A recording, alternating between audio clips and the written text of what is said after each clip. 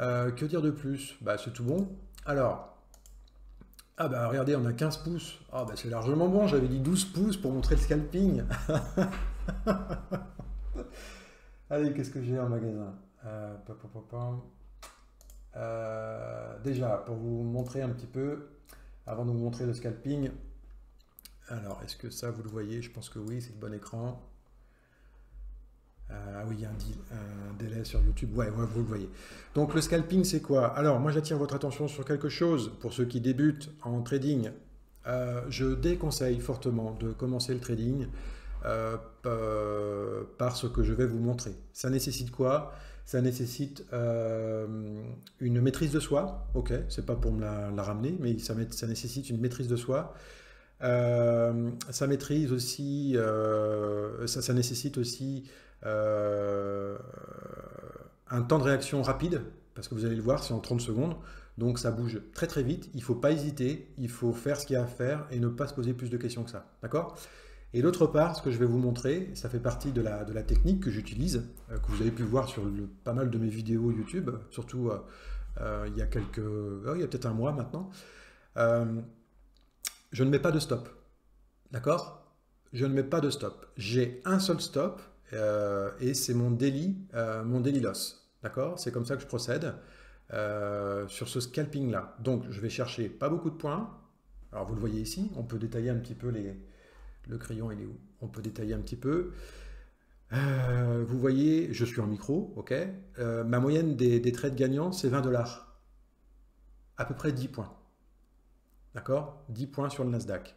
La moyenne des perdants. Ce qui est important dans ce type de trading, c'est ça.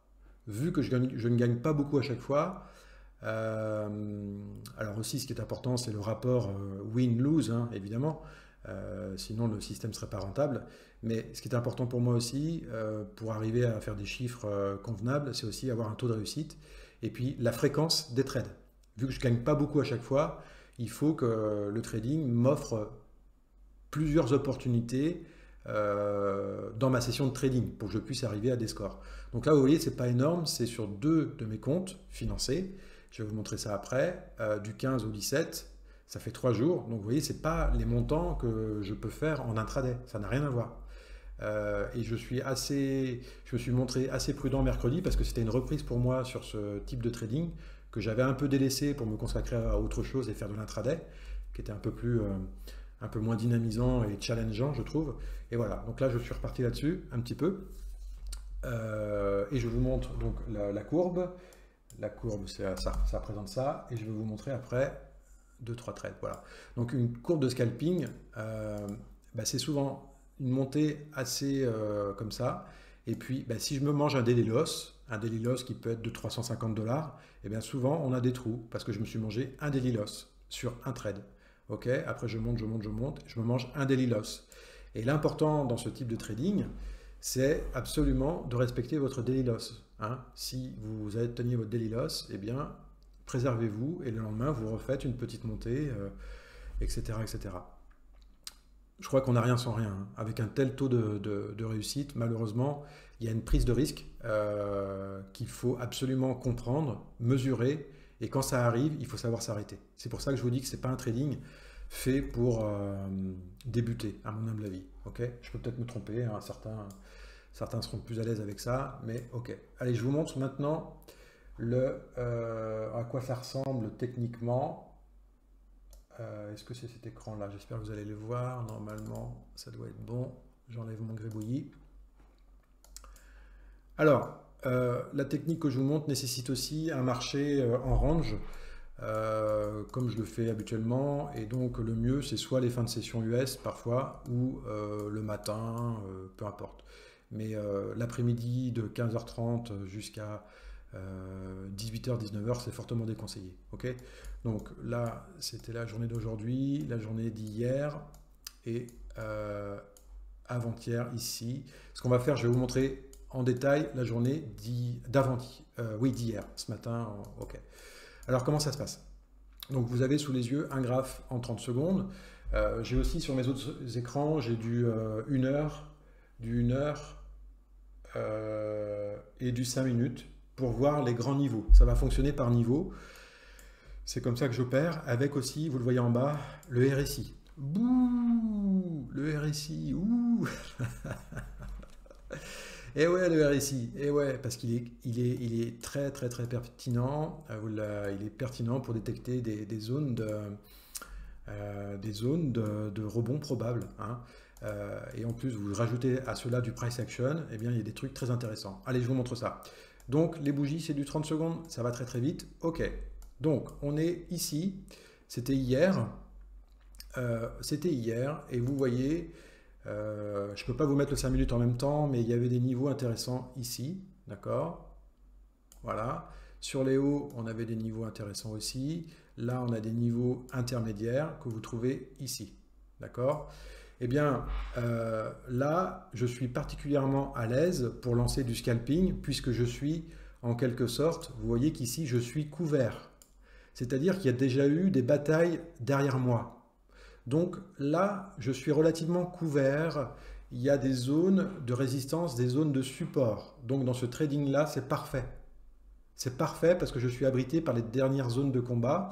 Et moi, je vais essayer de faire des points à l'intérieur. Vous captez? Je te répondrai après, Matt. Ok. C'est un trading qui est particulier et quand tu es en live, ouais, si, ok, on verra. Donc, premier achat ici. Je suis parti, premier achat ici. Pourquoi? Vous regardez aussi la base du RSI. On était dans une zone de ce qu'on appelle de survente, même si j'aime pas trop ça, mais c'est le nom qu'on donne, une zone plutôt de survente. Sur un bas, je mets 1 et là, boum, j'ai pris 10 points et je suis sorti. Ok? Ensuite, le prix revient. Je vais essayer de décaler comme ça pour pas... Ok. Le prix, je vais essayer de pas trop zoomer. C'est pour ça que vous voyez mal les bougies, mais c'est pas forcément la précision de la bougie, c'est plus dans les niveaux, etc. Ensuite, le marché revient. Qu'est-ce que je fais? Je reprends un micro. Rappelez-vous, je suis sous couvert de ces niveaux intermédiaires ici. Et c'est un trading où j'autorise, sous forme de 3 blocs, si vous avez déjà vu, 3 blocs ou 4 blocs, mes anciennes vidéos, je m'autorise, oui, à moyenner à la baisse. Ouh, ouh. Et en plus, il n'a pas de stop. Ouh, sans déconner, c'est comme ça que ça se passe. Donc là, j'en prends un. Ensuite, alors pourquoi j'ai pris le premier? Déjà parce qu'on a touché le niveau. On était pratiquement dans des zones basses du RSI en 30 secondes. Et là, pareil, ce bas ici, je décide de renforcer ma pause. Ok? Et ça tombe à peu près par ici. D'accord? Ici, j'ai mes 10 points, je sors. Je continue. Je continue. Et il y a des moments, c'est très chaud, hein. Attention.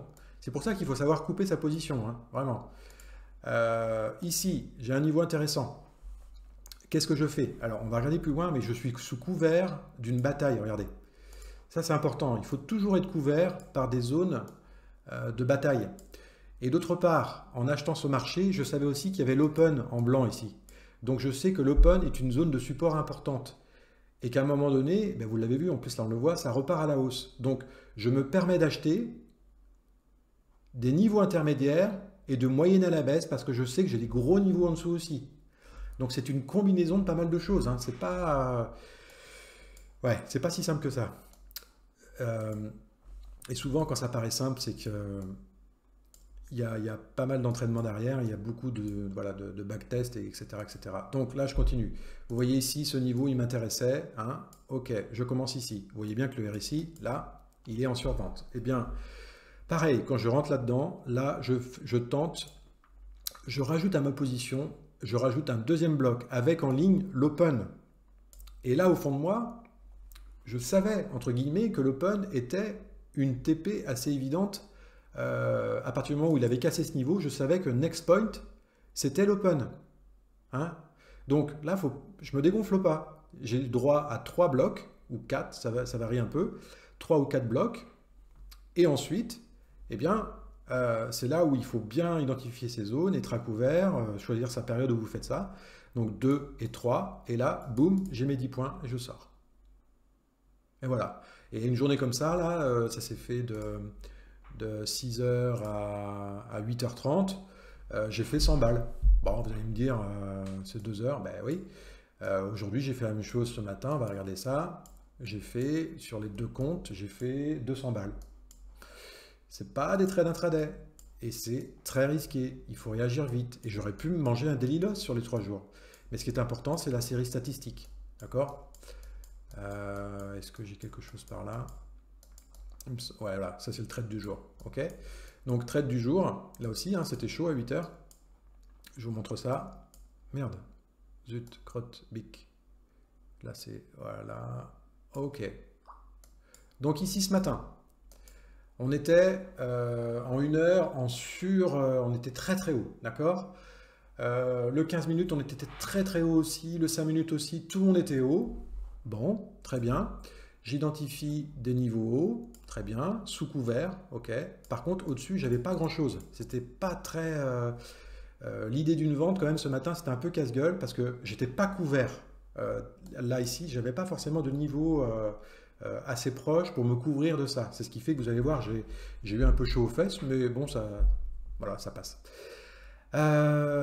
Ici, pareil, on revient tester. RSI sur la zone haute, ok, je vends ici, 10 points, je coupe. Bon, ensuite, qu'est-ce qui se passe? Ensuite, pareil, ici, qu'est-ce que j'ai fait? Je sais plus. Non, là j'ai coupé, voilà. Là j'ai revendu ici. J'ai revendu ici. Structure, peinture. Voilà, ici j'ai revendu. Alors le RSI, là je l'avoue, je suis sorti un petit peu de ce que je fais habituellement. Ouais. Là, c'était plutôt dans l'idée vraiment d'aller chercher l'open. Donc, il n'est pas tip-top dans la méthode, en fait, celui-ci. Ok? Excès de confiance, je pense, parce que je voyais bien l'open toucher ce matin. C'est ce qui s'est passé, mais avant, il a fallu se manger ça dans la tête. Hein, ok? Donc, voilà. 10 points pris ici. Ensuite, ben là, pareil, rebelote, je revends. Et c'est là où ça a été un petit peu chaud. Donc, je revends. Et vous voyez que mes zones de vente, là je vends une fois ici, chaud patate. Là je revends ici. Ensuite, ici, là, je revends aussi. Et arrive un moment, ben, j'arrête. Et là, je contrôle, je regarde un petit peu comment mon daily stop évolue. Et au-dessus, là j'étais à moins, j'étais à 4 micros. 1, 2, 3, 4. 4 micros, j'étais à moins 150 $, je crois, par ici. Et puis après... j'en ai profité, j'étais à 3 micros, et le 4e est ici. J'en ai rajouté un ici, sur ce niveau de résistance, et j'ai lâché l'affaire ici. Voilà. Ok? Et puis après, j'ai arrêté. Et ça, c'est du scalping, et avec un indicateur, différentes unités de temps pour bien identifier vos zones. Ne pas le faire en plein, comment dirais-je, en pleine tendance très marquée, il faut surtout pas faire ça. C'est quelque chose que je fais vraiment dans des zones très particulières. Sinon, c'est casse-gueule, quoi. C'est casse-gueule. Ok? Voilà, je vous ai montré ça. C'est ce que j'ai fait depuis 3 jours parce que l'intraday, j'ai pas eu de départ hier. Et puis j'aime bien aussi faire ça, mais vraiment, je vous le dis, je vous le répète, c'est quand vous avez votre daily loss qui arrive, bah, il faut pas négocier avec lui. Vous n'avez pas le droit de négocier avec le daily loss. C'est vous le prenez et vous la fermez. Ok, on reviendra demain. Ok? Allez, j'ai fait le tour, 14h05. Mettez des pouces si ça vous a plu. Et puis par rapport à la question du live, ouais, pourquoi pas, mais vu que c'est pas quelque chose que je mets forcément en avant, ouais, tout dépend de votre niveau. Alors oui, quand même, ça, c'est des choses que j'enseigne dans le, on va dire le pack Day Trader où je pousse beaucoup plus, enfin je fais l'analyse, vous avez l'analyse, on travaille l'analyse, il y a du coaching, et dans ce coaching-là, il y a la méthode Day Trade que j'utilise. Et je parle aussi du scalping pour ceux que ça intéresse. D'accord? Dans ce pack-là, je peux en parler pour ceux que ça intéresse. Là, je suis avec quelqu'un. Le scalping, c'est pas quelque chose qui fait envie, trop de risques, trop rapide, etc. Donc, on n'en parlera pas. Par contre, la méthode day trading, qui peut s'appliquer aussi pour faire du swing trading en dézoomant un peu les unités de temps, plutôt que de chercher les zones de liquidité en 1 heure, eh bien, la personne les cherchera peut-être en 4 heures, voire en daily s'il est un peu plus lent encore. Vous voyez? Ok, ça marche, Hélène, merci. C'est Nordine, ça marche. Allez, je vous dis à lundi en pleine forme. Prenez soin de vous. Ciao, ciao, bye. Tchuss.